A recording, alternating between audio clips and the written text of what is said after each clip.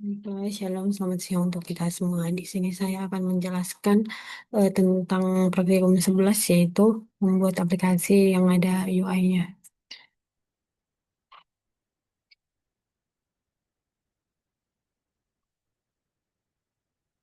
Nah, pada praktikum kali ini di sini kita disuruh untuk pada kesempatan ini saya akan menjelaskan bagaimana eh sebentar.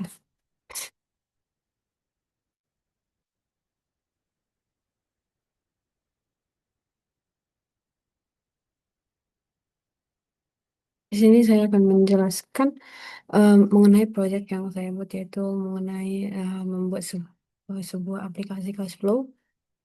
Nah, aplikasi ini saya rancang untuk membantu mencatat pemasukan dan pengeluaran sehari-hari dengan cara eh, yang lebih rapi dan mudah dipantau serta bisa digunakan oleh siapapun yang ingin mengontrol kondisi keuangannya.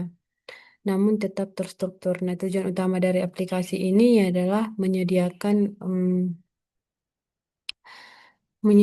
sebuah sistem pencatatan di mana di mana sistem pencatatan yang dimaksud di sini adalah lebih ringan, lebih cepat digunakan, dan memiliki struktur eh, yang lengkap, namun tidak membingungkan. Fiturnya lengkap, namun tidak membingungkan. Nah, untuk itu saya membangunnya menggunakan Spring Boot sebagai backend serta HTML dan Thymeleaf untuk sisi UI-nya. Nah, dengan menggunakan pendekatan MVF atau model view dan controller, eh, MVC di sini aplikasi ini menjadi lebih jelas alurnya dan mudah dikembangkan di masa depan nanti. Nah, secara garis besarnya, usernya bisa membuka halaman Cashflow, hmm, lalu melihat daftar transaksi, pemasukan dan pengeluaran, menambahkan transaksi baru, mengedit data lama, dan menghapus data. Semua proses tersebut berjalan melalui API yang sudah saya buat dan tampilan UI-nya yang terhubung melalui controller. Nah, gambaran utama cara kerja aplikasi ini sebelumnya saya masuk ke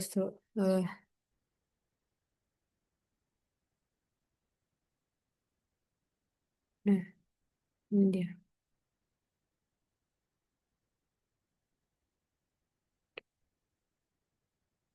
Nah, di halaman ini kita bisa melihat data transaksi yang sudah pernah dicatat sebelumnya. Jika user ingin menambahkan data baru, mereka tinggal menambahkan add gitu kan. Mereka tinggal klik tombol tambah lalu mengisi form yang tersedia dan mulai dari jenis transaksi, sumber atau asal uang, label atau kerja nominal uang sampai deskripsi tambahan. Itu nanti kita lihat di sini.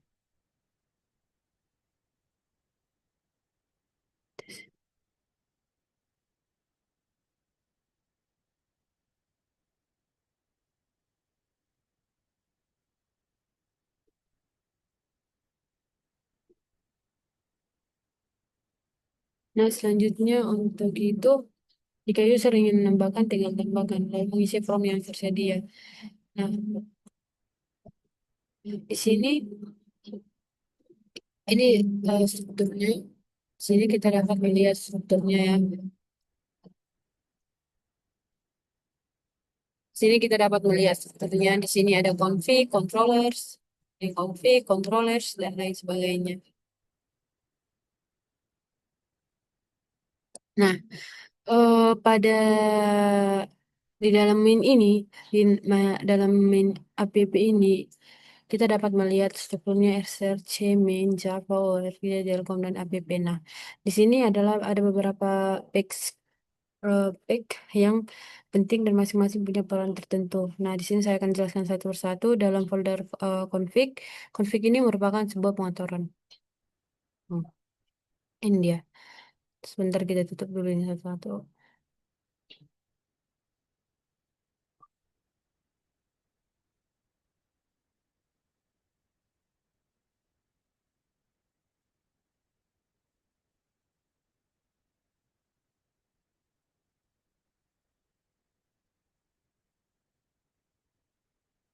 Oke. Nah, di dalam konfig ini merupakan suatu apa ya? Suatu pengaturan folder config ini berisi file-file konfigurasi yang mengatur bagaimana aplikasi berjalan di belakang layar. Nah, yang pertama itu ada security config Java. Nah, untuk security config Java ini bertanggung jawab untuk mengatur sistem keamanan aplikasi, misalnya halaman mana yang bisa diakses semua orang dan halaman mana yang wajib login. Dengan adanya konfigurasi ini, kita bisa memastikan bahwa data cache flow tidak bisa dilihat sembarangan orang.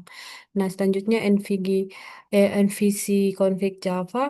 Di file ini, saya mengatur berbagai konfigurasi tambahan untuk MVC termasuk mendaftarkan interceptor, yaitu setiap request yang masuk dalam melalui progres pengecekan tertentu lebih dahulu. Lalu salah satu interceptor yang saya pasang adalah out interceptor yang memastikan bahwa eh ini dia yang saya pasang out interceptor di mana tujuannya adalah memastikan bahwa user harus login sebelum bisa mengakses halaman-halaman tertentu. Nah, selanjutnya startup info login Java. Nah, dalam tugas ini tugasnya menampilkan informasi penting ketika aplikasi mulai berjalan.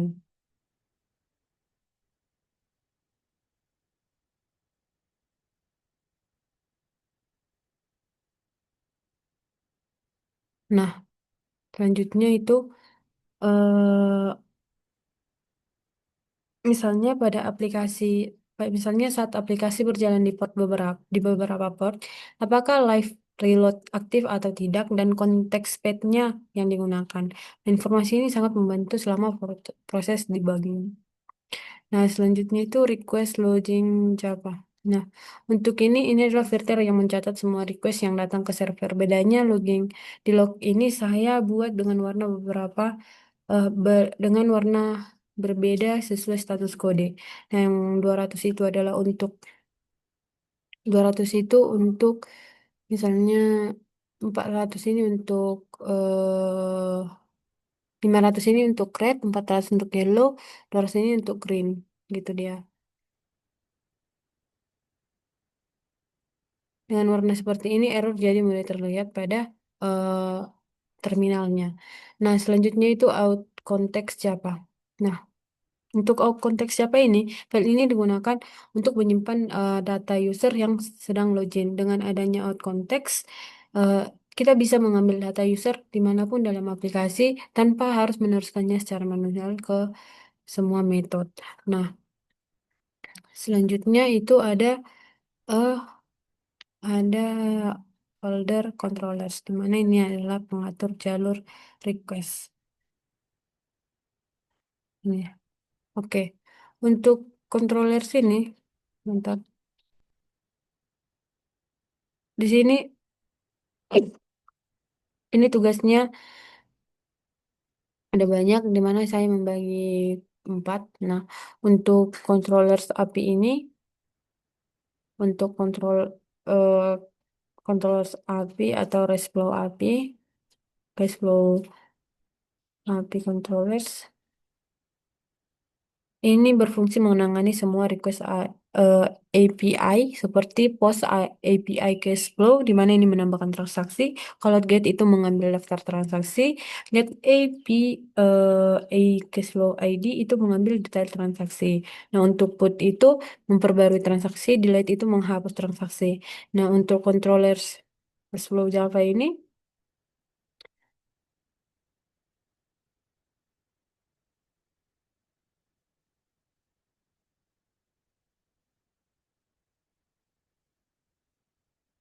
nah, untuk controllers view di sini ini adalah UI controllers. Nah, contohnya class flow view controllers Java. Nah, controller ini tidak mengembalikan JSON, sedangkan ini tadi mengembalikan JSON-nya. Ini tidak. Nah,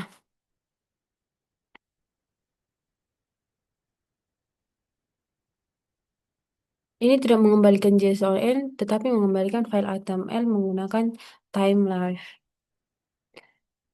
Beberapa halaman yang ditangani, halaman list class flow, halaman form tambah, halaman form edit. Nah, untuk control view ini adalah penghubung antara backend dan UI-nya. Nah, selanjutnya kita lanjut ke DTO. Nah, untuk DTO ini sendiri ini adalah data transfer objek. Nah, DTO ini berfungsi menampung data yang keluar masuk aplikasi. Dengan DTO, kita tidak langsung memproses entity database di UI, sehingga struktur aplikasi lebih aman dan bersih. Dua file utamanya yaitu class flow from Java, yaitu menampung input dari form UI. Nah, untuk class flow response Java itu format data yang dikirim dari eh, API ke frontend. Nah, untuk DTO ini membantu memisahkan data tampilan dari data asli ke database. Indah.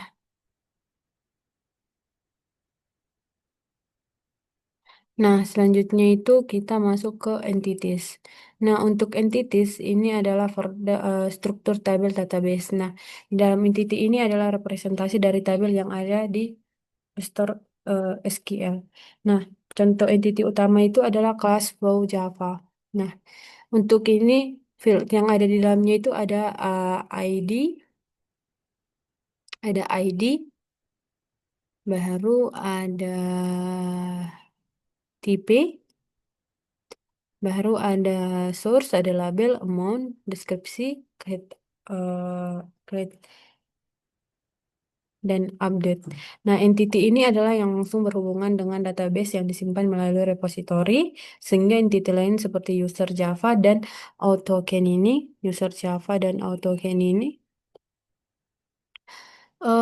digunakan dalam proses autentikasi. Nah, selanjutnya ada folder repository. Repository. Nah, untuk repository ini sendiri, ini adalah bertugas untuk mengakses ke database. Nah, repository adalah bagian yang memudahkan kita berkomunikasi dengan database tanpa harus menulis SQL manual. Nah, untuk cache flow repository Java, repository ini memiliki fungsi bawaan seperti find all, yaitu mengambil semua data, find by ID, mengambil data berdasarkan ID, save menyimpan data baru atau update, delete itu untuk menghapus.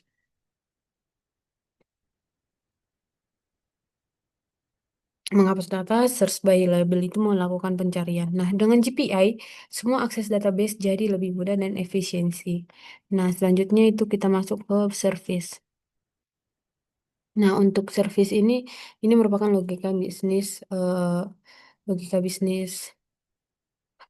dalam aplikasi ini. Service adalah tempat utama di mana logika aplikasi dijalankan. Ini adalah otak dari aplikasi. Nah, untuk Cashflow Java ini fungsinya memvalidasi input data, menyimpan data ke repository, mengambil semua transaksi, melakukan pencarian berdasarkan keyword, memperbarui data, menghapus data. Nah, controller tidak boleh mengolah data sendiri karena semua logika harus berada di service supaya lebih bersih.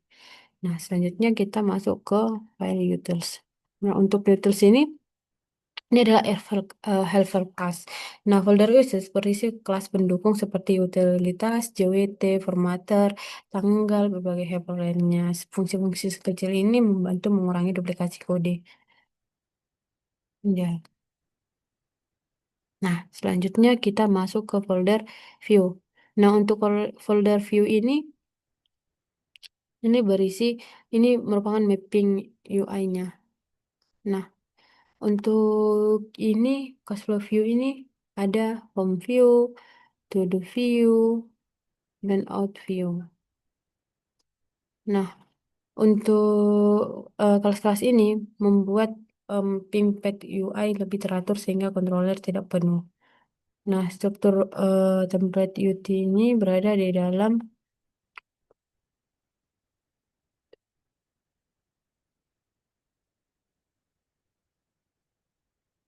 resource. Nah, di sini kita lihat template. Nah, di sini ada full layout, di mana ini berisi base HTML, yaitu template dasar untuk semua halaman. Di dalamnya sudah terdapat header, footer, container. Beberapa halaman lain tinggal mewarisi template ini sehingga tampilannya konsisten. Nah, ada juga di sini folder fragments. Ini ya. Nah, untuk folder fragments ini sendiri, di sini ada header HTML dan footer HTML. Ini dia. Nah, di mana ini adalah digunakan untuk elemen UI yang sering muncul berulang. Dengan fragmen, kita tidak perlu menulis ulang kode HTML yang sama di setiap halaman. Nah, baru ada folder fix. Nah, untuk folder fix ini di sini berisi list HTML. Nah, ini dia. Untuk list ini, halaman ini menampilkan beberapa tabel yang berisi transaksi, inflow, outflow, sumber, nominal, label, tombol edit, dan hapus. Nah, sedangkan untuk from HTML ini adalah from yang dipakai untuk menambah atau mengedit data. File yang tersedia adalah type, source, label, amount, deskripsi. Nah, from ini kita buat untuk dinamis, lebih dinamis sehingga bisa dipakai untuk dua fungsi sekaligus gitu. Nah, yang selanjutnya itu untuk folder out. Nah, di sini ada login dan register. Nah, kerja cara kerja aplikasinya itu misalnya penjelasannya itu misalnya user membuka halaman cash flow, lalu controller akan menjalankan context list. Nah, halaman ini akan muncul. Kemudian lalu database akan ditampilkan dengan dalam tabel. Yang kedua, user menekan tombol tambah. Controller mengarahkan user ke halaman from, yaitu kita di situ akan mengisi user submit, API menerima post, lalu data diproses oleh service, kemudian disimpan ke data melalui repository, baru setelah berhasil IP mengembalikan respons sukses. Nah, lalu user mengedit data lama. Controller ini mengambil data berdasarkan ID menampilkan di form setelah user mengedit request put dikirim ke API dan data diperbarui. Baru user menghapus data gitu. Nah,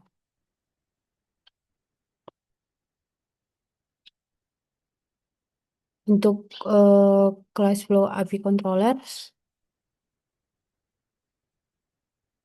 ini ini adalah menjadi pintu masuk utama bagi semua request API. Semua proses CRUD, class flow dilakukan lewat controller ini. Tugasnya hanya menjadi perantara menerima request, meneruskan ke service, lalu mengembalikan JSON. Nah, sebagai responsnya. Nah, class flow service Java ini adalah untuk class flow service Java ini untuk pusat logika aplikasi, semua aturan validasi dan proses transaksi cash flow ada di sini. Nah, controller tidak pernah memanipulasi data, semua hal yang berhubungan dengan bisnis logik ditempatkan di service. Nah, selanjutnya itu cash flow repository Java. Ini adalah untuk eh, bagian yang langsung terhubung ke database dengan GPI. Kita bisa menyimpan, mengupdate, menghapus, dan mengambil data dari database tanpa menulis query SQL manual. Nah, untuk flow controller eh Java ini adalah halaman-halaman UI misalnya untuk menampilkan list transaksi, menampilkan form tambah dan form edit. Controller ini yang membuat UI terhubung dengan backend. Nah, selanjutnya class flow from Java dan class form respon Java ini adalah